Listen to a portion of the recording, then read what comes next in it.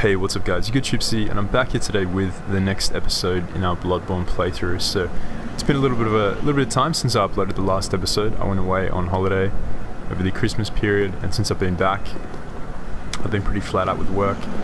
But yeah, we are here, back in Yharnam. We just defeated a cleric beast, and that was a pretty wild fight, but we're going to continue forth today, exploring more of Yharnam.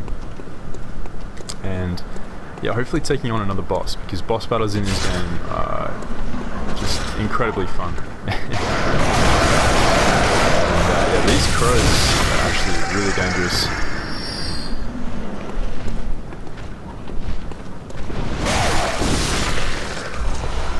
They drop these eyeballs. Those of you guys who may not have seen the last episode, we did manage to take down the cleric beast, and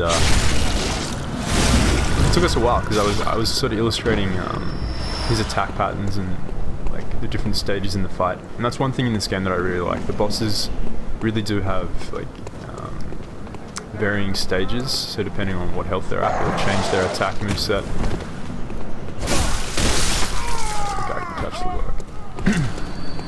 And yeah, that's something I like, you know, in a boss battle. You know, it keeps it interesting. It's not boring. You know, it keeps you on your toes. These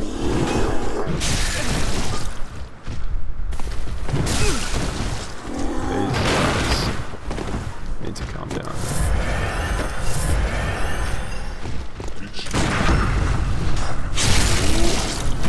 So one thing about these guys is that like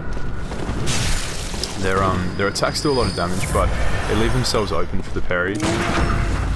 So it makes them quite easy to take on. You do get the timing right with the bullet. And they always drop a lot of blood vials. That can be really useful. And down here there's a nice little lift we can take down to the next section of Yharnam, but we haven't currently opened it up yet, so we're gonna have to go and unlock that further down in Yharnam before we can use that to get us a nice shortcut down to the next boss. So I think we're just gonna head down here, head down these stairs. We haven't really been down this way yet. Dogs being dogs in this game. And if you kill them before they break out of their cages, it's a much easier way to take them on. It's kind of annoying when they're out of their cages.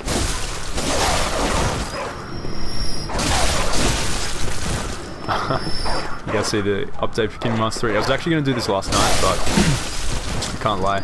Kingdom Hearts 3 dropped yesterday, and when I came home, I was working all day, got it in the morning before work, and yeah, I could not resist going home and playing that all night. Me and my girlfriend, we sat down, we started playing. So much fun, so much fun. I love that game. I'll definitely be uploading, like, well, I was thinking maybe for Kingdom Hearts 3 I can upload, when I unlock critical mode, I can potentially upload some boss guides once I've sort of mastered the boss battles, for anyone who might be having issues with that on critical mode. So, but that's that'll be down the road. So for the moment we are here in Bloodborne. And right here you see this is another NPC. We can knock on her door and what is it now? Hear what she has to say.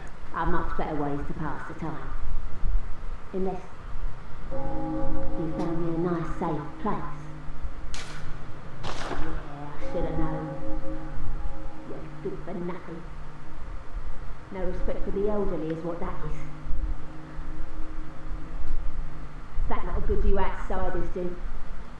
Go on, admit it. Go and stop. Alright, so she's how mad. Just turn the audio. Voices at max. Yeah. This woman, if we unlock like a safe kind of haven for her to go to, we can direct her to there, and she will actually be able to survive the hunt for a while at least. So that's definitely something we can do. But first we need to find a safe area for her, and as of yet, we haven't found it, so we're not really much help to her. But this is a really cool, really interesting sort of area up here. Sort of the scaffolding over this huge building. You see we're in this sort of cathedral, and up here there's a ton of useful items that we can grab. Definitely useful in the early stages of the game. And it sort of gives you an idea of what to expect in the next area down here as well. You can sort of get a lay of the land. You see there's a guy shooting at me. He's trying to shoot through the floorboards, and you can see there's a couple of these big wolf-looking dudes carrying the torches. We fought a few of them earlier on, but they're definitely like probably the stronger enemies than we've taken on so far. Definitely compared to the townsfolk. I can actually hit this one here off as well. Now here, this is where we're going to meet our first sort of real NPC in the world that wasn't behind a door, and she's a really interesting character. Her name's Eileen. Oh, a hunter, are you? And an outsider? What a mess you've been caught up in. And tonight of all nights. Here, to welcome the new hunter. So these Bold Hunter's marks allow us to respawn back to the nearest lamp, which is really useful. I think it's actually no. You wake up in the hunter's dream, so it's even more useful. It's there are no humans left. They're all flesh-hungry beasts now. Really useful if you're far away from a lamp and you want to go back to the hunter's dream and use your blood echoes. Really, really useful. So still lingering about. What's wrong? A hunter unnerved by a few beasts. No matter. Without fear in our hearts, we're little different from the beasts themselves. So she just gave us this gesture, which is probably one of my favorite gestures, to be honest. And we're gonna switch up. We're gonna switch up this one here with Shake Off Cape, and this allows us to flex on our opponents a bit, which is always fun. What are you still doing here? Enough trembling in your boots. A hunter must hunt. So she's a really interesting character. She's a bit condescending, but she's right. You know, we're a hunter. We're here to hunt, and right now we're just standing around talking to her. So we have to get back to it. We will encounter her more later on. She's a pretty significant character if you choose to explore her quest line. But we're going to get back out the way we came and go down these stairs so we can save some help. Actually, no, we can't. We have to drop down.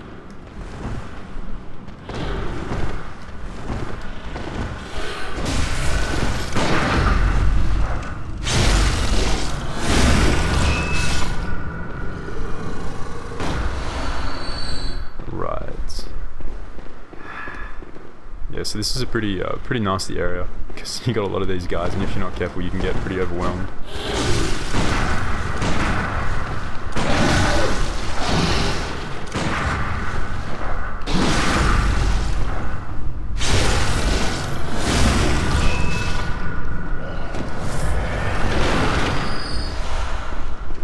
We got a Bloodstone Shop, which is going to be really useful for us leveling up. So that's pretty nice.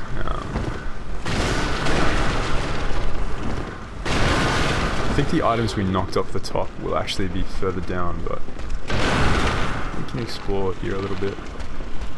We see another one.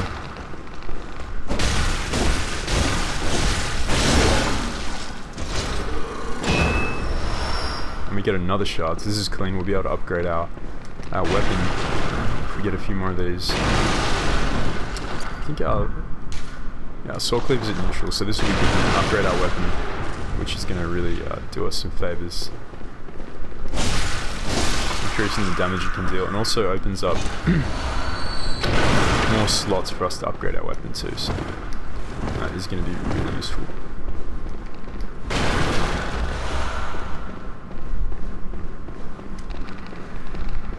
You see down here, there's actually a bunch of rats. So these guys are nasty. If you catch them quick, they're not too bad. But if you let them gang up on you, they can definitely throw new players off. So there's a lawn. There's some dude mowing his lawn outside. Hopefully that's not coming in to the audio recording. It's like my first day off in like 6 days, so I'm trying to get a bunch of recordings done for you guys, Mons and Bloodborne 2. So if we want to get the items on that side, we're actually going to have to go back up and fall down on that side, which is kind of annoying, but it encourages you, I guess, to explore a bit more.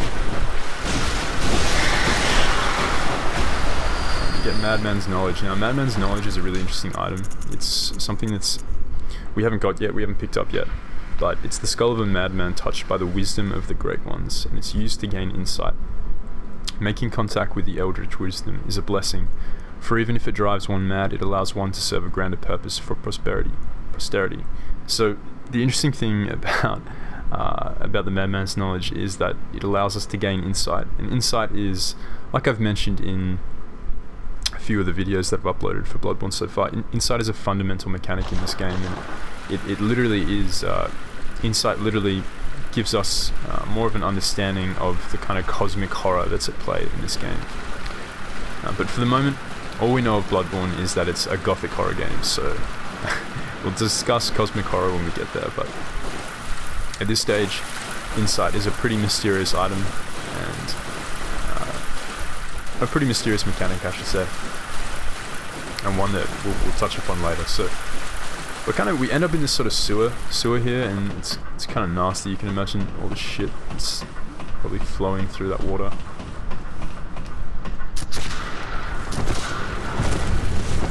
We can go back in here and drop down to the other side, kill these rats and get the items down here.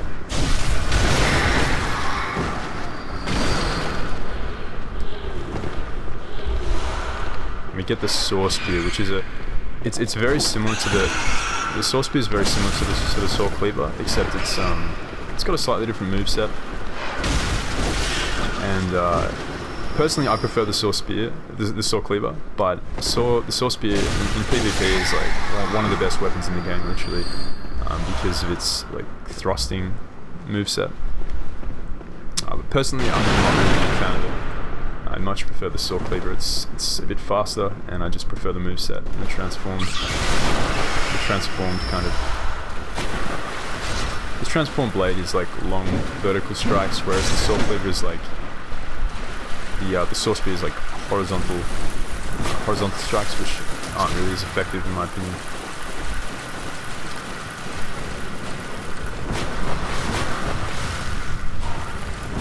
So we're getting shot at, so there's definitely a dude upstairs, and we're gonna jump before we drop down here. Actually, up there is where we actually got our sick outfit from up there earlier. This armor set that we're wearing, and that was earlier in, like, I think episode 1 or 2, episode 2 I think, where we fought all those rats up there and got this hunter armor. So we can now see what's lower down in the sewers. There's a bunch of what look to be dead bodies, but they're actually alive. You can target them, so that's a kind of a spoiler. But before we go down there, we're going to quickly make our way up and kill the dudes up here, grab the items, and then continue on. So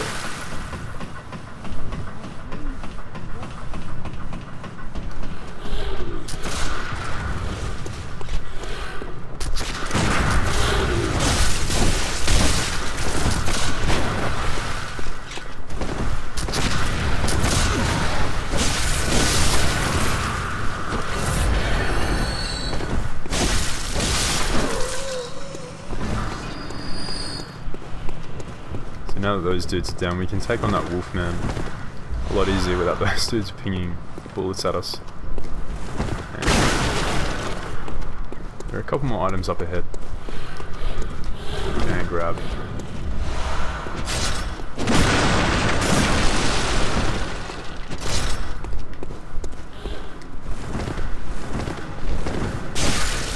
The trick with crows is getting them before they can attack you with their like spamming heck attacks that they do. Really annoying. But another guy here just chilling. But now we can go and grab this item around here.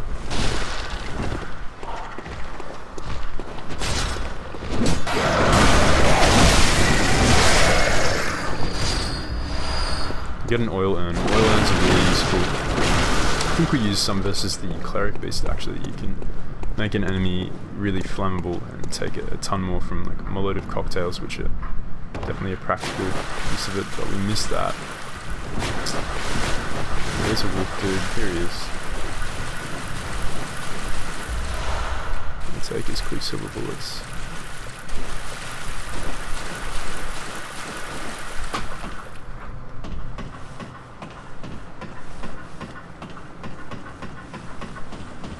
Yeah, so we're making our way through Yharnam. We're getting, really getting through this city. It's pretty huge, actually. We're only scratching the surface because there's a lot of verticality to Yharnam, and that's not something we're going to see until much later on in the game. But we do another Bloodstone Shop. That's clean. We do end up gaining access to different areas. It's not just in the city. So we go to a whole bunch of different locations in this game. It's pretty amazing. And you see these things are waking up. So these are like some sort of deformed. Get a good look at their faces there.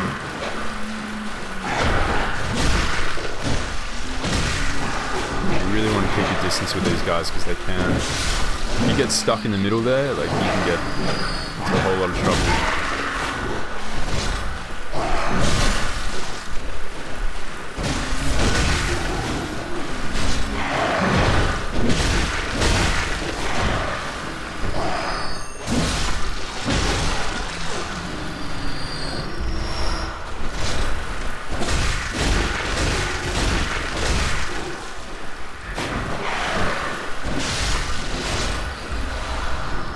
They drop tons of quicksilver bullets, which is pretty amazing for us because bullets in this game are kind of like a form of magic. They burn. And yeah, definitely have a ton of different uses apart from just firing your gun, depending on what kind of build you spec into. So.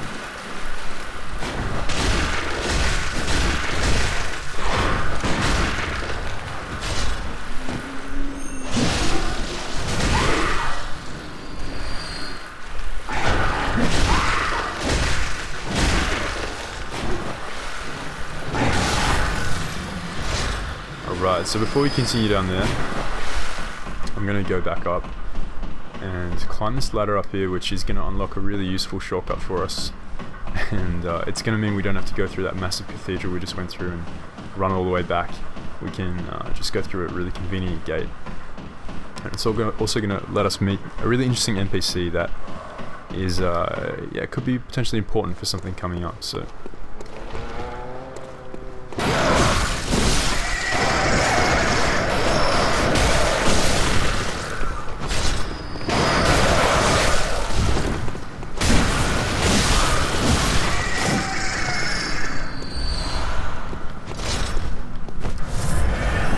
We're also really at the point where we can go back to the Hunter's Dream, use some of our souls, use some of our blood echoes, and level up our weapon.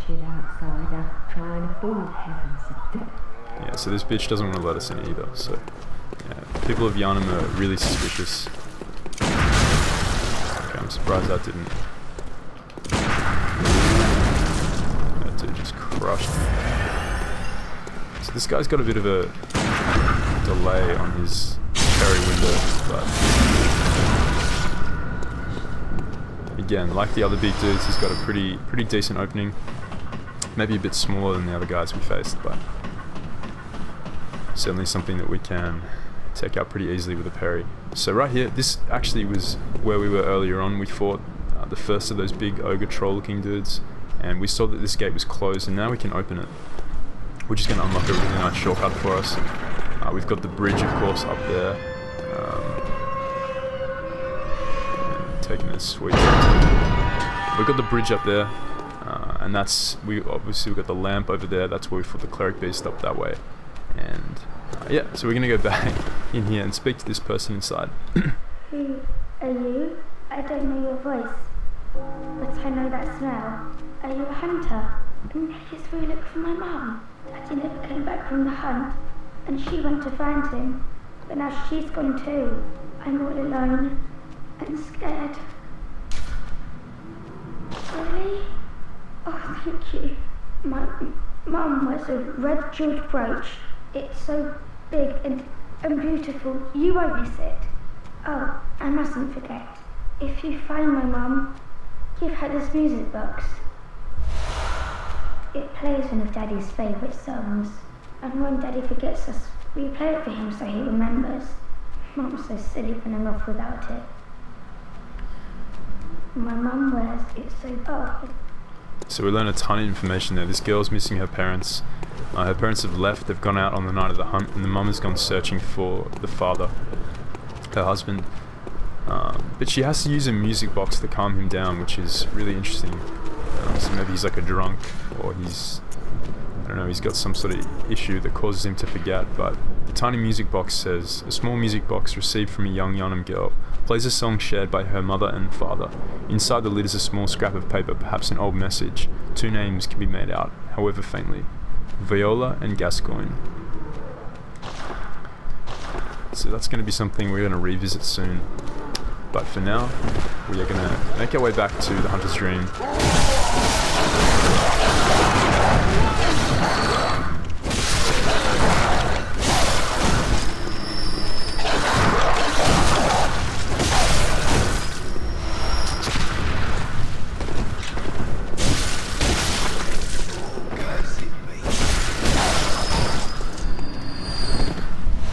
We're going to go back and use the souls with the blood echoes we've obtained and level up our weapon a bit, because we can be getting some nice damage output once it's leveled up.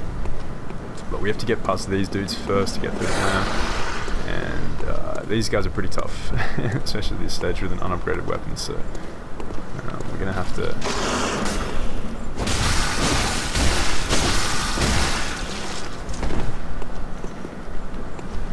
Alright, his mate's aggro, so this fight's gonna move down the stairs now.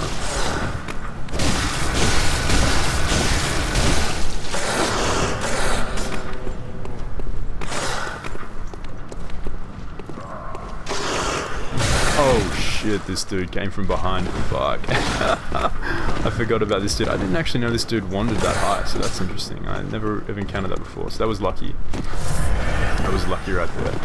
We're gonna have to retreat a bit, give these guys a bit of room. We climb down this ladder until they de-aggro. Oh, and he fell off, which is really nice for us because we can take him out down here and then take out his mate upstairs after we're done with him.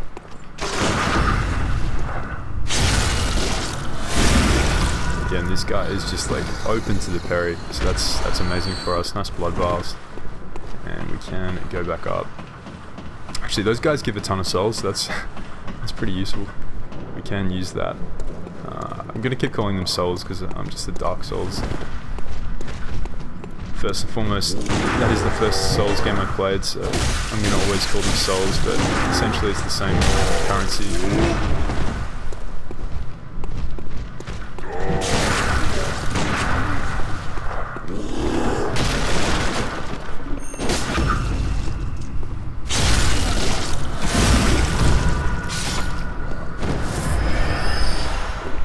So now we've got one more wolf to take down, then we can go and level up. You gotta kind of like, you gotta play, use the geography to your advantage in this game, especially when you get ganged up by a ton of enemies like that. Sometimes, whoop, this guy's using the statues, doesn't he? Which locking me in there.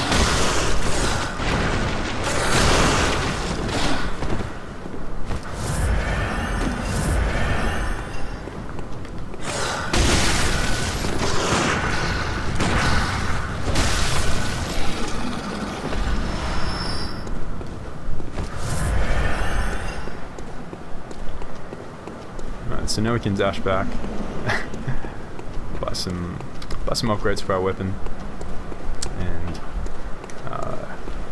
yeah, get ourselves a bit stronger. We've learned some useful information about that young girl and her parents. She's definitely in a vulnerable spot, all there by herself on the night of the hunt. So hopefully we can find her parents and bring them back to her. For the moment, we're gonna go level up our weapon.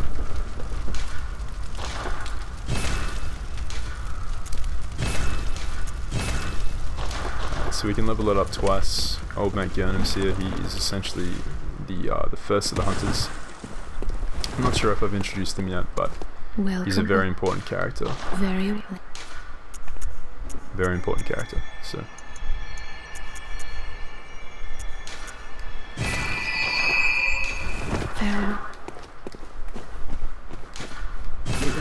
So these guys allow us to buy items from their shop.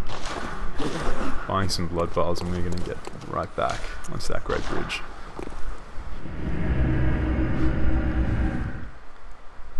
So now we've unlocked that that gate right next to the little girl's house. We can climb back down that ladder, and we can gain access to the sewers a lot easier than we could have otherwise.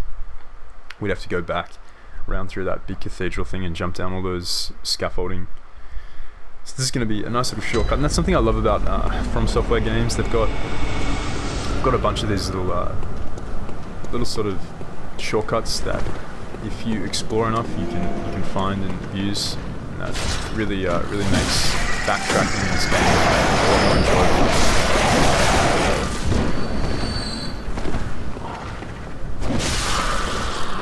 enjoyable. See, now our attacks are one-shotting these crows, so that upgrade really comes in the clutch.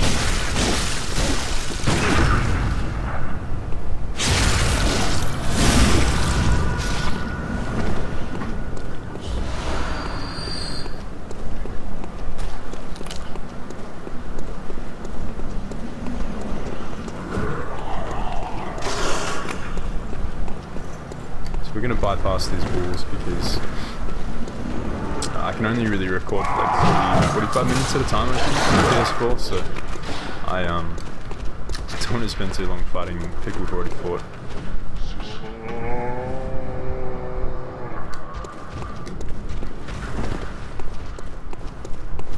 So you're going to jump right back down here.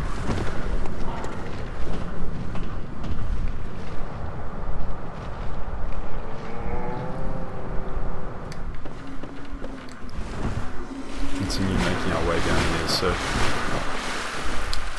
you see some crows up here. Gotta be kind of careful because crows like to perch up high and they can definitely catch people off guard.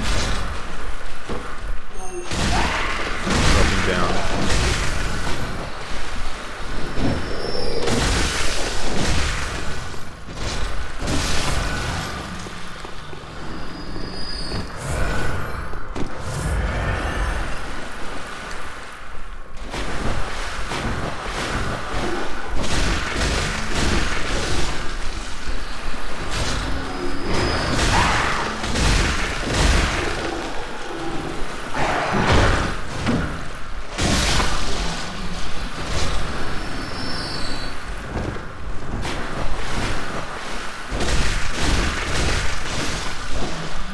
So our weapon's doing a ton more damage now that we've leveled it up a couple of times. That is a big difference versus these crows, for example.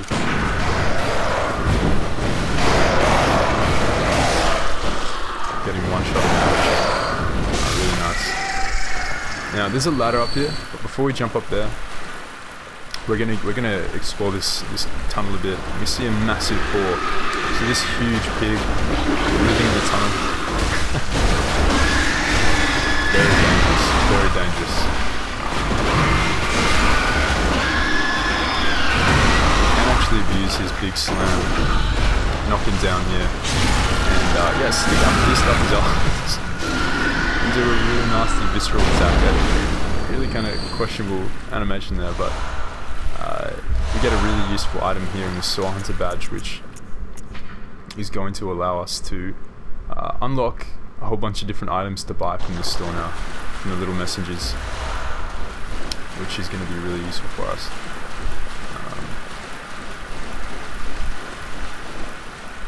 There's actually a big drop off here, which if you were to continue running you just fall off and die, so it's a bit of a trap there, but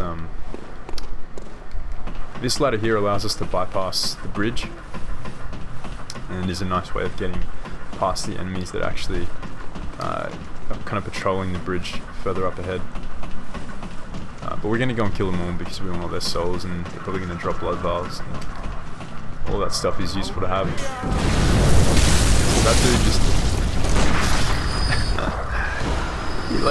he released that flaming boulder, but I don't know, he must have glitched out and injured himself while he was doing it, which is pretty funny. So we're going to go down here and unlock the elevator that we saw earlier. It's going to be really nice if we need to come back to this area quickly it's going to allow us to get back here a lot faster. So.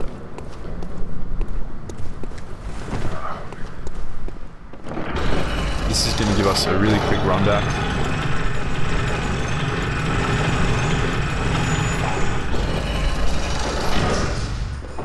And we are back up here. We're going to go back down. Because we're going to continue down the bridge. But now we've unlocked that, we will be able to access that from the top.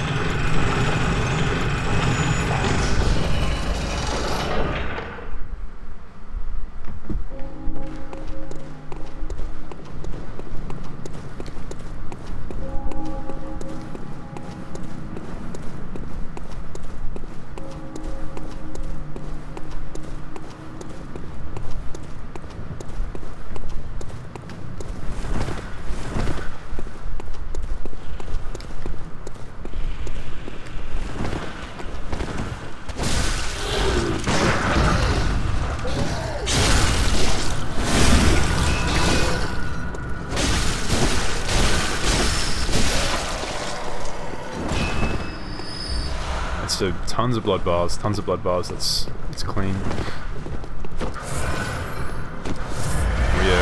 We're definitely going to need these because up ahead is our next boss. But before we enter, I want to swap out pebbles for the tiny music box, and this is going to come into play in this fight.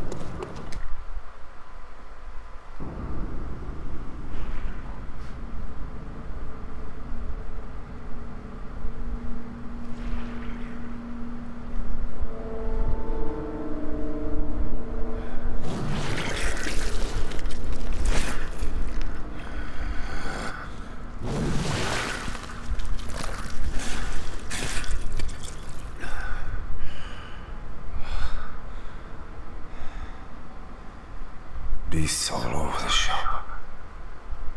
You'll be one of them, sooner or later.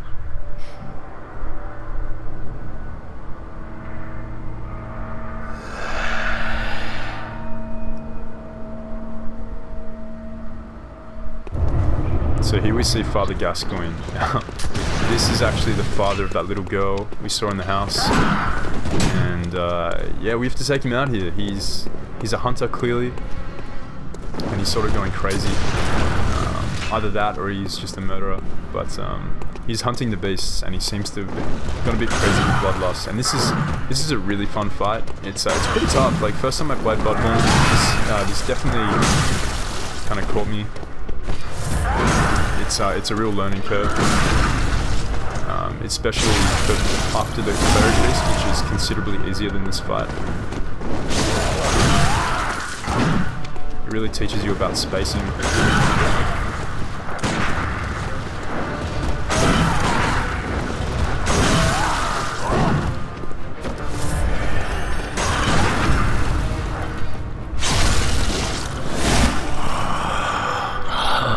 What's that smell? The sweet blood. Oh, it sings to me. It's enough to make a man sick. So you see he's extended his axe now, and he's got a ton more range now, which he can also do that spin to win attack, which is nuts. He does leave himself pretty open though.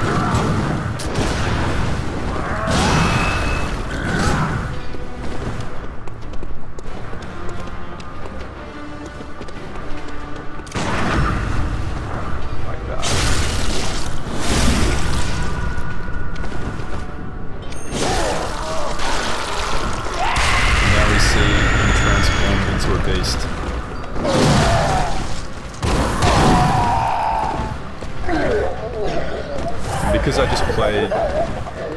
I just played with the music box, he goes a bit crazy. Realizing what's happened, and I'm going to cover that later.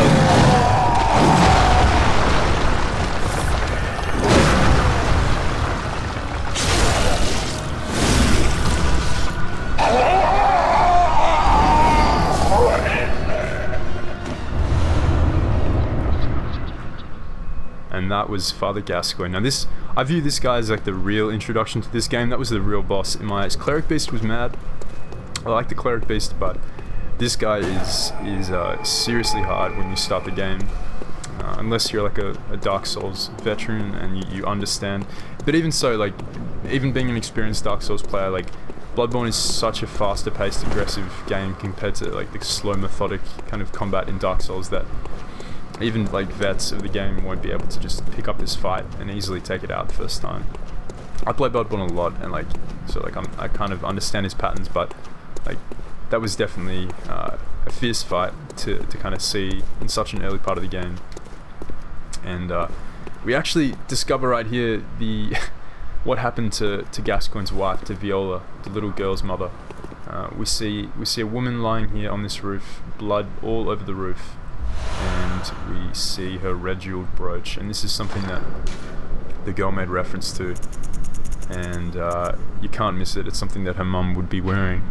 A woman's bright red brooch engraved with the name Viola, confirming that is indeed her mum. Perhaps the jewel is a gift from a hunter, Gascoigne, used to change into a droplet blood gem that fortifies any weapon. With the proper workshop tool, various weapons can be fortified. Now this is something we're going to have to come back to later when we get a tool that allows us to create blood gems to equip to our weapons, but for now, it's a pretty sad story. This wife went to find her husband to calm him down. Unfortunately, she left the tiny music box at home, and that was her way of calming down her husband when he went into this sort of kind of frenzy. When we played the music box during the fight, he sort of went mad. That was him sort of realizing what he'd done, him realizing that he'd killed his wife, and at that point he'd sort of given into his beasthood. So that is going to be episode 3 of Bloodborne. I hope you guys enjoyed. I definitely had fun playing this one. Definitely fun to fight Gascoigne again. Next time, we just got the Odin Temple key, so next time we play, we'll be exploring the Odin Chapel and learning more about the higher ends of Yharnam and learning more about the Healing Church. So that is going to be it. Hope you guys enjoyed. Drop a like if you did, and let me know what you guys thought in the comments. If you guys want to see more of this Bloodborne playthrough, let me know, because it's what sort of encourages me to keep doing it.